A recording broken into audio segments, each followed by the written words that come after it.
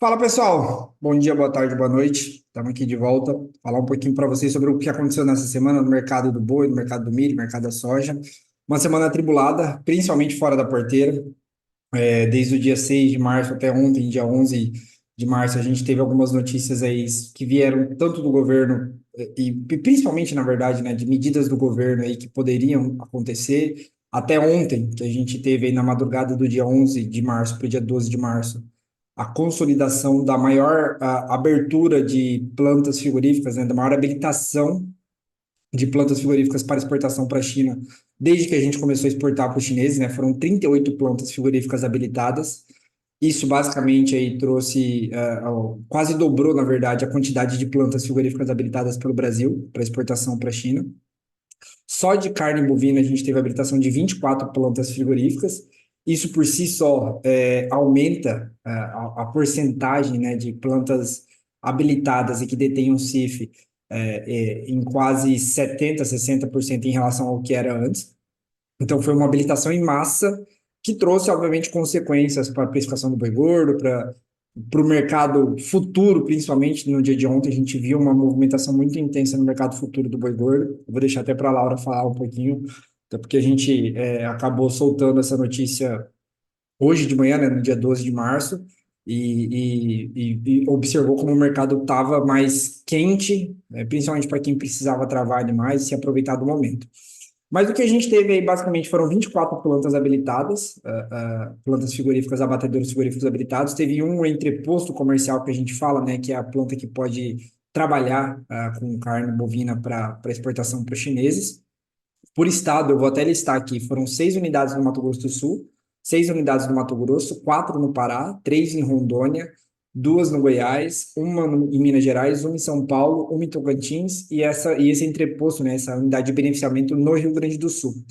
Então a gente teve aí uma grande quantidade de plantas habilitadas e que por si só trouxeram um impacto sobre a precificação do boi gordo. Eu vou deixar até para a Laura trazer o que aconteceu na Bolsa, e depois, quando ela voltar, eu vou comentar um pouquinho sobre aquele programa que saiu na semana passada, né? O programa, o Vale Carne, ou o programa Carne no Prato, que a gente soltou até um breve estudo sobre ele ali, sobre os impactos que ele poderia trazer. Mas antes de entrar a fundo um pouco mais nesse Bolsa Carne, eu vou pedir para a Laurinha. Laurinha, você pode trazer o que aconteceu com o mercado do boi gordo após essa divulgação dessas habilitações, e na verdade até antes, né? Porque a gente só obteve a notícia oficial hoje, né? No dia 12 de março, ali, na parte da manhã. Mas desde ontem o mercado futuro tinha se movimentado de uma maneira mais aquecida, né? Isso. Primeiramente, agradecer mais uma vez a presença, mais uma semana, por quem está com a gente aí, né? Compartilhando das notícias, né, do mercado agro no geral, tanto pecuária quanto grãos. E nós tivemos essa notícia aí, né, oficialmente na manhã de hoje, mas desde ontem já rolaram algumas especulações aí no mercado. E, pelo visto, não era só com a gente aqui que essas especulações, não era só a gente que estava sabendo dessas especulações, muitos outros componentes aí, né, compositores do mercado também estavam sabendo, tanto que nós observamos uma movimentação significativa na Bolsa. Se a gente pega aí o contrato de maio, no dia de ontem passou por uma valorização de 1,85%, uma valorização significativa, né? Nós vimos os preços saindo aí da abertura de 227 e fechando a 231. Então, R$ 4 de valorização, basicamente, aí, em um único dia, né? E vindo de um contexto de bastante pessimismo que a gente já estava, né? Desde dezembro aí que nós vimos os preços baterem o seu pico lá em 251, isso eu estou trazendo referência para o contrato de maio, que é o contrato que referencia para nós a safra aqui, né? A gente teve o pico lá em 251, desde lá nós estamos passando por um viés bem baixista e atingimos o fundo aí de 221, e desde então estava rodando nessa zona aí de 222, 224, e aí ontem até foi um movimento que nos surpreendeu, e aí nós fomos tentar entender um pouquinho o porquê, e a notícia foi essas especulações da China, que já estavam rodando, na verdade, desde janeiro, né, já tinha assunto de que teriam outras habilitações aí, e que, inclusive, o pessoal tinha falado que sairia isso em fevereiro, né? E até o final de fevereiro isso já sairia, mas não foi isso que aconteceu, né? Então, nós saímos, observamos agora essa liberação na manhã de hoje, o Iago já comentou aí quais as plantas, isso teve um reflexo bastante positivo, os preços hoje estão rodando acima dos 230, patamar que a gente já não via aí há pelo menos desde o dia, ó, o último 230 aí perto de 230 que nós observamos na bolsa foi no dia 22 de fevereiro. Então, mais de 2 semanas, né? Quase 3 semanas aí que a gente não observava preços tão positivos aí. Então, bom patamar para quem ainda não fez proteção e para quem também já fez, mas quer evoluir um pouquinho o seu percentual. Um preço de 230 para maio, considerando que hoje o físico de São Paulo, né, roda na casa de 234, preço médio CPEA, nós acreditamos que esse é um preço interessante também, né? Até o que nós fizemos esses dias aí, mostrando a queda de preços, né, que costuma ter de março até maio, né? Então, em grande parte aí dos anos é isso que ocorre, os preços cedem aí justamente por a entrada da safra do boi, que se concentra ali em maio. Então, pensando nesse contexto de aumento ainda maior do que a gente já tem, né, de oferta, é bem interessante aí a gente pensar, olhar com carinho para essas proteções nesses níveis de 230. Isso, Laura. E até para comentar, eu acho que assim, a gente traz a notícia, né, o fato do que aconteceu, ou seja, a gente teve 24 plantas frigoríficas de bovinos habilitados para exportação de carne bovina para a China, isso é o fato, né, a gente teve essa liberação. O que aconteceu desde ontem, que provavelmente a notícia já estava circulando, o pessoal já sabia, e trouxe o preço para cima, e o que aconteceu hoje, a gente viu como consequência, talvez, um pouco desse fato, né, seja ele sólido ou não, o que a gente viu foi um aumento de preços, e o que a gente pode falar agora é daqui para frente. Então, o que talvez possa acontecer, né? A primeira coisa que eu gosto de comentar, que a gente já vem relatando há tempo, seja no nosso relatório de exportação, seja no Fato Pecuário, em alguns momentos que a gente comenta sobre exportação, é como está a venda de carne bovina para a China no quesito preço, tá? Esse é um grande ponto. A China já não tem crescido, né, no mesmo ritmo suas exportações, suas importações de carne bovina brasileira, já fazem alguns meses. E, além disso, o preço que a China está disposta a pagar no dianteiro, que é o principal corte comercializado com os chineses, está, assim, no menor nível aí dos últimos 12 meses. A gente está falando de um preço desossado, que a gente normalmente usa aqui para poder comparar com o mercado interno, em torno de 20, R$ 21, chegou a bater 21,50 na última semana. Mas ainda assim, é um dos menores preços dos últimos anos. Comparado a 2022, a gente está falando de uma queda de quase R$ 10 por quilo. E o que é mais relevante, quando a gente compara com o dianteiro desossado negociado no mercado interno, a gente está falando de uma diferença média aí de 20 a 22%. Ou seja, o preço que a China quer pagar no dianteiro está 22% acima do preço do mercado interno. Isso sem levar em conta, né, custos com transporte, impostos, todos esses valores que talvez você gaste para colocar essa carne lá na China e, consequentemente, já não está compensando tanto. Então, o que a gente vê, os relatos dos traders de maneira geral, é que a China deixou de ser aquela China que ganha muito dinheiro, a gente já vem relatando isso há pelo menos um ano, mas que o momento já não é tão positivo assim. É óbvio que você ter mais frigoríficos habilitados facilita nesse processo de você conseguir negociar melhor, principalmente para o produtor rural, para o pecuarista, né? Ao invés de ter só uma planta no seu estado ou na sua região habilitada, ter duas, três habilitadas para a China, obviamente facilita a questão dele conseguir preços com diferencial China melhor. Mas assim, o mercado chinês ele deixou de ser aquele grande propulsor de preços e isso já vem acontecendo há um tempo, né? A gente já viu a diferença China comum caindo bastante. Então, assim, é bom colocar um pouco de parcimônia, um pouco de lucidez nessa discussão e ver se justifica aumento de 7, 8, R$ 9 por arroba, que é o que foi aconteceu de ontem, né? De sexta-feira para hoje, na terça-feira. Se isso realmente está pautado dentro de um fundamento sólido. E o que a gente vê é que as 41 plantas frigoríficas habilitadas hoje para a China, que na verdade até ontem eram, né? Só 41, elas já não queriam pagar tanto mais pelo boi China, justamente por conta desse contexto. E quando a gente olha e adiciona mais 24 plantas, e aí nos tornamos 65 plantas habilitadas à exportação, esse cenário vai mudar muito. Se eu tenho mais plantas habilitadas, isso quer dizer que o chinês importador, né, o cara que importa lá da China, vai querer pagar mais só porque tem mais pontos habilitados? A probabilidade é até que não, né? Porque se ele for pensar pelo princípio de maior quantidade de pessoas vendendo, autorizadas a vender o mesmo produto, ele vai tentar negociar ainda menor o valor. Então, assim, eu acho que é um pouco de parcimônia e isso, por isso que a gente trouxe essa discussão, assim, sobre aproveitar o momento, né? Falar sobre como o preço para um físico hoje é 232, 234 na média, e a gente olha para o futuro ali, olhou para maio e chegou a ver preço de 230, 231. Então, você, consequentemente, surge essa oportunidade dentro de um momento que às vezes é mais de especulativo, né? Então, acho que é bem importante trazer esse ponto, né? Trazer essa lucidez para a discussão, para justamente tomar decisão baseada mais em fundamentos e não no burburinho do que acontece no momento. E um ponto também, o pessoal às vezes fica pouco confuso, né? Achando que a divulgação das novas habilitações é um fato tão importante no sentido de reflexo direto no mercado, como é, por exemplo, a divulgação do mapa de um caso suspeito de vaca louca, né? Então, é totalmente diferente porque qual que é o protocolo a ser seguido quando você tem uma suspeita de vaca louca, né?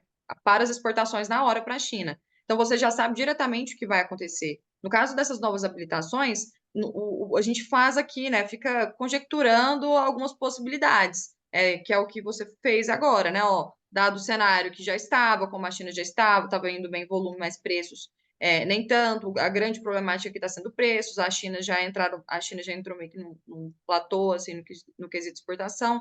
Então, tem vários fatores aí que nos levam a crer, mas pode ser que eles nos surpreendam e aumentem muito. Não é o que a gente acredita, né? E até por isso o mercado dá esse sinal positivo, né? Porque, obviamente, quanto mais oportunidades aí, mais vias de escoamento a gente tiver, né? Que seriam via essas plantas aí frigoríficas que nós tivermos, melhor é para o mercado, mais fácil é de exportar, aumentar as exportações, mas não necessariamente isso vai se refletir em aumento da demanda chinesa. Então, eu acho que é importante a gente colocar nesse balanço, né? Porque quando a gente tem um caso de vaca louca típica aí, automaticamente a gente já sabe o reflexo que vai ter, né? Que é o quê? Parou de exportar na hora. Agora, nesse caso, a gente ainda tem que medir o termômetro com o passar dos dias aí. Exatamente, exatamente. Nossa, olhando para. Acho que quando a gente olha para esses momentos, acho que fica esse estresse que acaba uma novidade, né, que vem de fora da porteira, que vem do contexto externo, ela acaba trazendo uma volatilidade maior, traz uma tempestade, digamos assim, mas é sempre bom quando você vê isso acontecer, ainda mais porque teve pretexto no passado, né? A gente já teve habilitações ocorrendo no passado.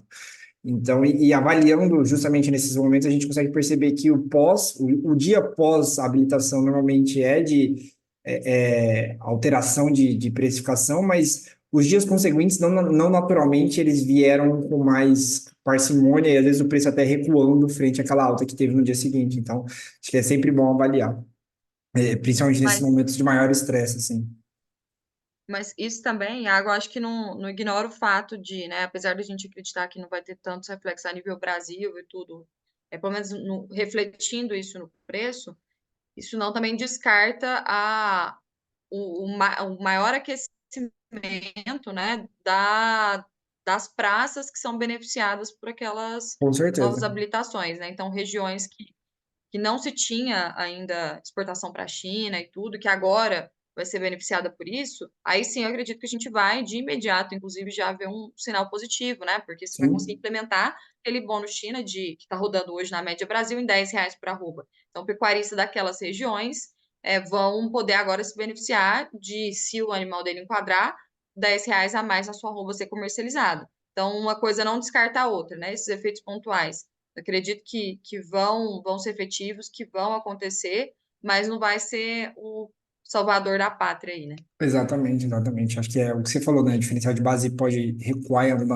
algumas praças, né? Mato Grosso do Sul basicamente dobrou não, na verdade, quadruplicou a quantidade de plantas habilitadas para a China.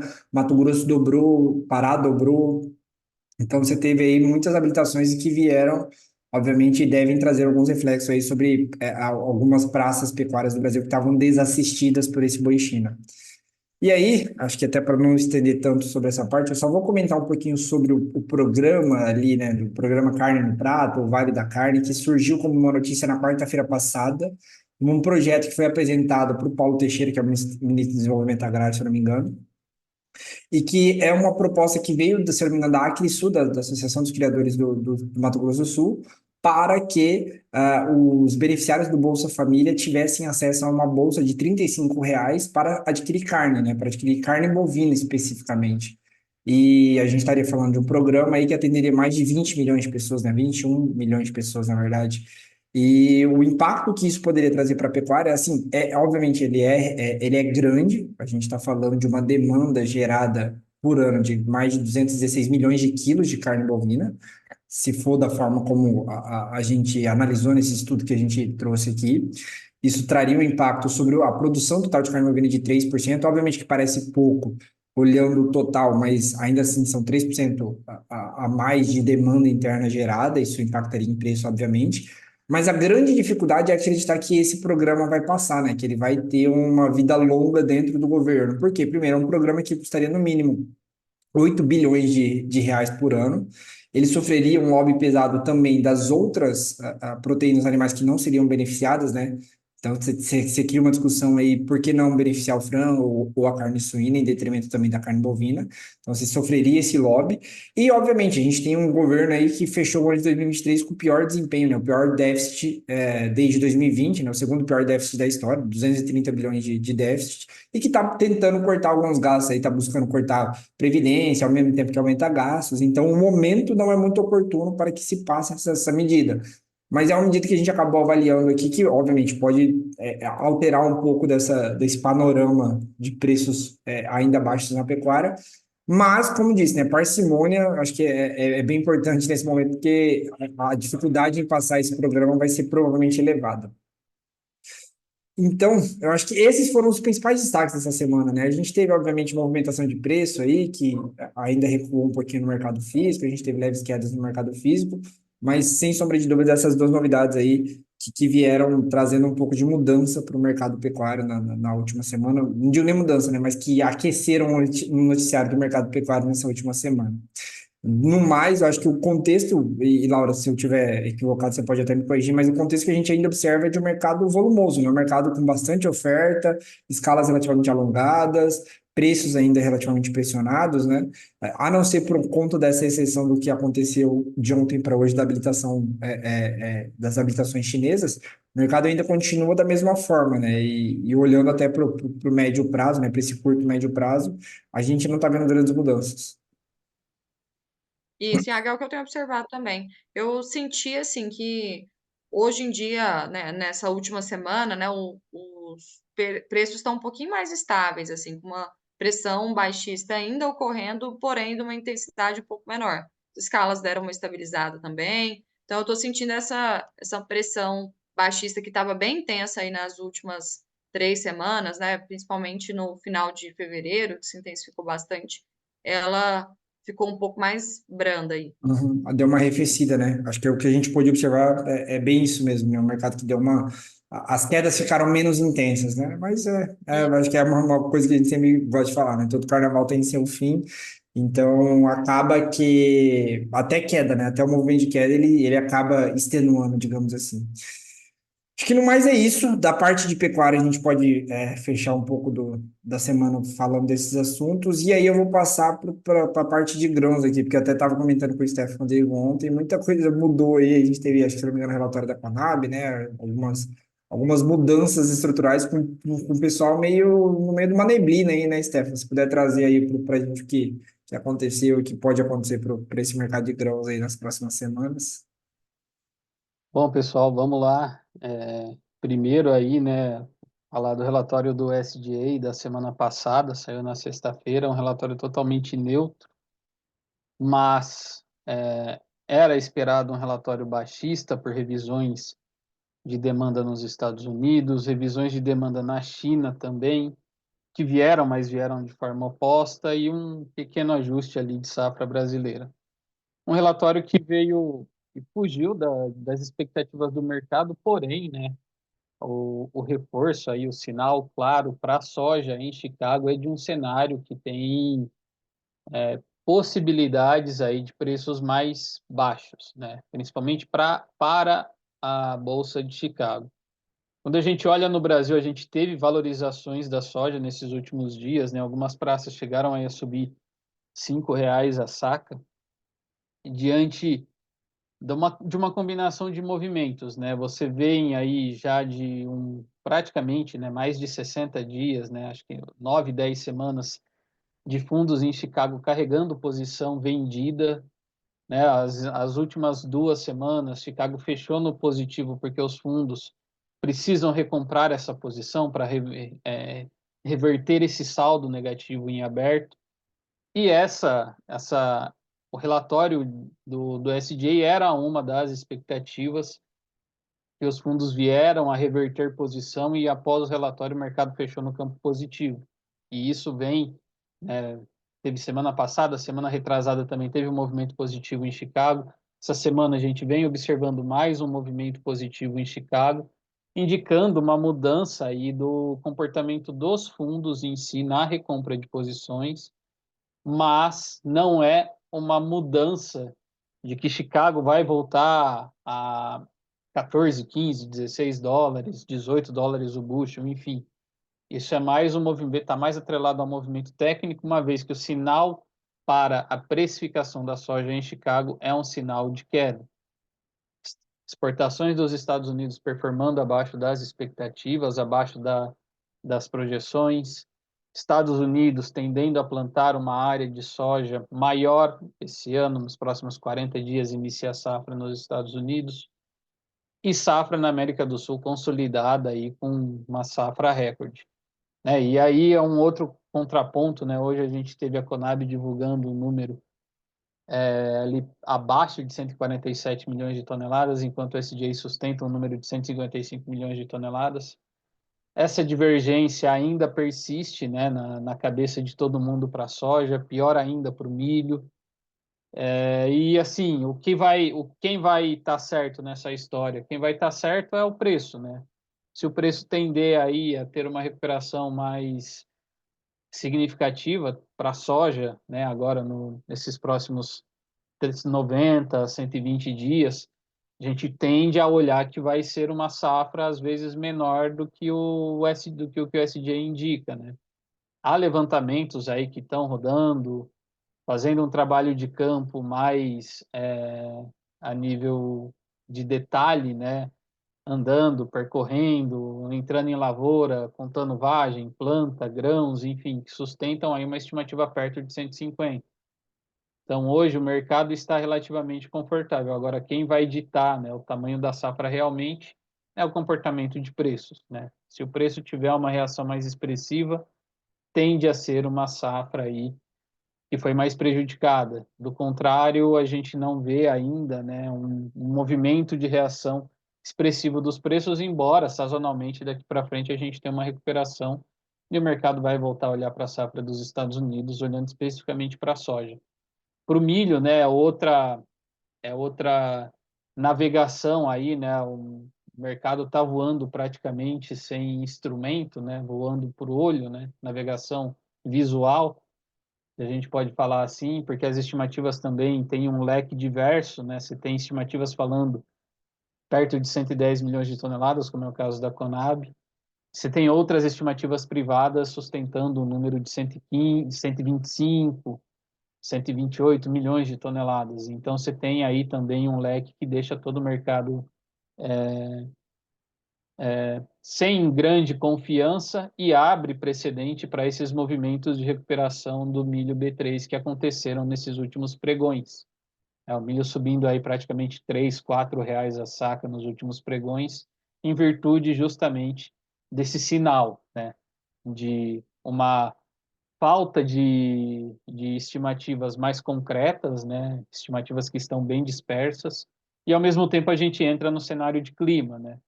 Temos os próximos 10 dias, aí, pelo menos até meados do dia 20 de março, um clima mais quente e seco na porção central do país, né? Pegando praticamente todas as regiões produtoras de milho segunda safra, do Paraná ao Tocantins, Maranhão. E a partir do dia 20, esse retorno de chuvas. Então, o mercado agora, né, Brasil, principalmente B3, vai se guiar por esse fator climático e tamanho que vai ser essa safra do Brasil, consequentemente preço. Precificação de exportação ali na casa dos R$ 58 a saca. Hoje a gente tem que olhar para a Argentina, porque em momentos de estresse no Brasil, a Argentina acaba socorrendo a gente, né? Socorrendo no sentido do que? Grandes compradores de mercado doméstico, né? Os grandes produtores de aves e suínos, que estão localizados na região sul, né? Sul, sudeste do país. Você olha para eles como uma condição de que se o milho no mercado interno ficar muito caro, eles têm a possibilidade de importar esse milho da Argentina. E hoje, pela paridade de importação, o milho vindo da Argentina ele está em torno aí de R$ 10 acima da nossa precificação de exportação. Então a gente estaria falando de um milho ali perto de 67, R$ 68 a saca colocado no porto.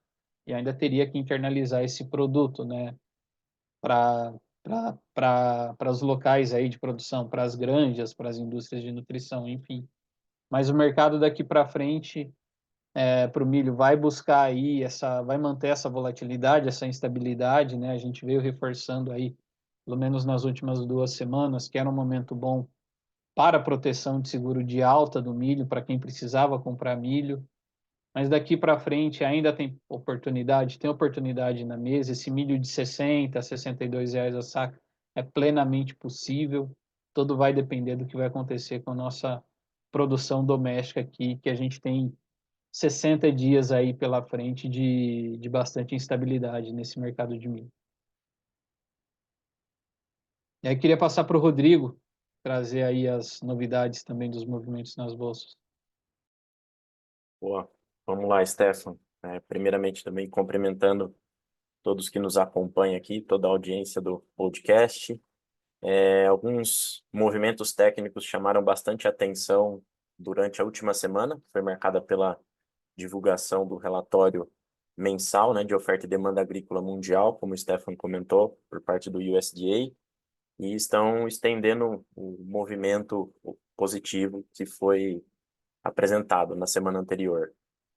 Bom, primeiramente, no dia, né, na divulgação do relatório WASDE, que foi no dia 8/3, sexta-feira, os futuros de soja em Chicago apresentaram um importante movimento técnico, analisando o gráfico de preços, né, no curto prazo, o gráfico diário, fizeram um pivô de alta, né, o primeiro zigue-zague ascendente, que dá início à tendência de alta, e isso é uma fotografia, olhando novamente o gráfico diário, no curto prazo, né, é o que os preços estão fazendo no momento. Então, nós tivemos aí a marcação de topos e fundos mais altos, o que não era observado ao longo dos últimos meses, em conjunto com um rompimento de um canal de baixa, né, traçado também de fácil visualização aqui no curto prazo, olhando novamente o gráfico diário. E o que chama a atenção é que foi no dia da divulgação do relatório de oferta e demanda do USDA e na terça-feira, né, anterior, no dia 5, os fundos de investimentos em Chicago registraram um saldo vendido recorde em derivativos de soja, né, olhando futuros e opções. Esse dado ele só saiu também na sexta-feira, no dia 8, ao final da tarde, só que ele não contempla a posição dos fundos na data do relatório do USDA, né? Esse dado divulgado ele é um pouco atrasado, ele contempla as posições dos fundos até a terça-feira, até o dia 5. Então, isso que chamou a atenção, né? A gente olha muito esse sentimento de mercado. Então, um saldo vendido recorde por parte dos fundos em derivativo de soja foi atingido até o dia 5 de março. Na sexta-feira, até o fechamento, né? Podemos dizer que esses futuros, né? Olhando para o maio, julho, eles reverteram a tendência no curto prazo, de novo, analisando o gráfico de preços, e isso a gente casa também com outros estudos de sazonalidade, aqui isolando os anos de El Niño, né? Só pegar aqui, por exemplo, os anos de 2009, 10, 15, 16, né? Que foram anos aí de El Niño de forte intensidade, e 2023 também é interessante casar esse movimento, porque nós temos aí uma marcação de um fundo aí para o mês de março. Então, cenário de bastante atenção, né? Como o Stefan colocou, pode ter algumas oportunidades na mesa, né? Para quem está percentualmente pouco comercializado ou necessita dessa exposição, né? Em Chicago, existem algumas ferramentas que podem fazer sentido no momento. Para o milho também um movimento similar foi observado, esse zigue-zague ascendente, né? Esse pivô de alta, ele foi um dia anterior, ele foi marcado na quinta-feira. O milho futuro em Chicago já tinha dado esse sinal mais otimista e também vem ampliando aí o movimento de alta, também analisando o gráfico diário. Os fundos de investimentos não apresentaram grandes alterações, de acordo com esse reporte da última sexta-feira.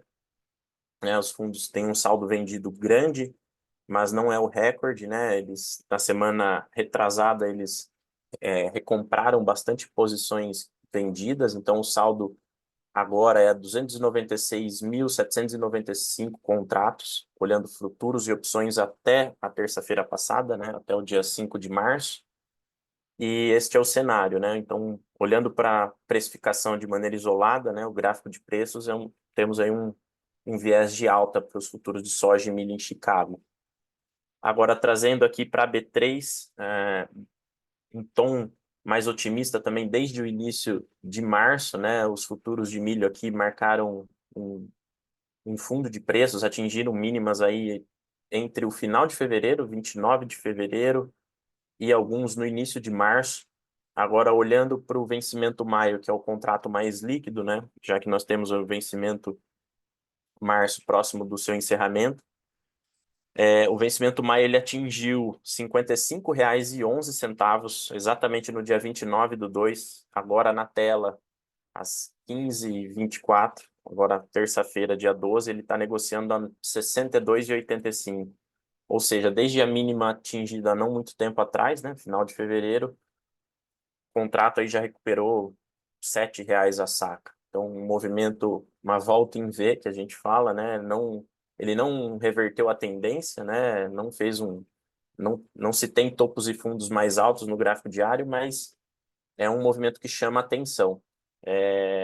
Tecnicamente, uma barreira de preços para cima, né? Um obstáculo que eu vejo é entre 63,47 e R$ 64,00. Então, é um patamar aí que eu vejo que o preço ele pode descansar, né? Não é que é uma barreira, o preço não passa, ele tende a respirar um pouco, né? Depois dessa volta em V que a gente fala, né? Depois dessa forte puxada desde o final do mês passado. Bom, esses foram, acho que, os principais direcionadores aqui para a parte das bolsas. Só para o mercado físico, milho, né, indicador CPEA Base Campinas estabilizado, se a gente compara o fechamento de ontem, né, 62,90 com a semana passada, segunda-feira anterior, que veio a 63,01. Então, pouca oscilação, o mercado aí trabalhando nesses níveis de 62, R$ 63,00 a saca. E para a soja, que chamou mais atenção, né? O mercado na semana passada ele já tinha se recuperado. O indicador CPEA Paranaguá veio a 117,72 na segunda-feira passada e no dia de ontem, R$ 121,58. Então, em linha com o que a gente já vinha comentando, né? Aproveitando para fazer um jabá aqui, o título do nosso Fato Soja na semana passada foi exatamente esse, né? O fundo de preços ficou para trás, não só em Chicago, né? Como no mercado doméstico. A gente coloca isso de maneira mais detalhada nos nossos relatórios, né? Inclusive, nessa tarde de terça-feira sai novamente os fatos agrícolas, então bastante atenção, né? A gente comenta novamente aí de maneira mais específica e detalhada, com indicadores bem bacanas nos nossos relatórios, né? Show, Indico. show de Mas é bola. isso. Não sei se tem mais direcionadores aí para a parte de grãos, acredito que não. Se quiser Show fechar de ali a. bola. Ah, não, show de bola, Rodrigo. Até acho que até lembro, que, se não me engano, nas últimas 2 semanas a gente talvez tenha citado a questão da relação de troca, né? Boi e milho, que estava num patamar interessante, que Exato. agora voltou a fechar de novo, né? Chegou a bater 4 sacas por arroba e agora volta para casa ali dos 3,70, 3,60, enfim, é um ponto relevante. É isso. Agradeço mais uma vez a todo mundo que pôde participar e nos ouvir aí, e até a próxima semana. Valeu, turma. Até a próxima, pessoal. Valeu, pessoal. Obrigado.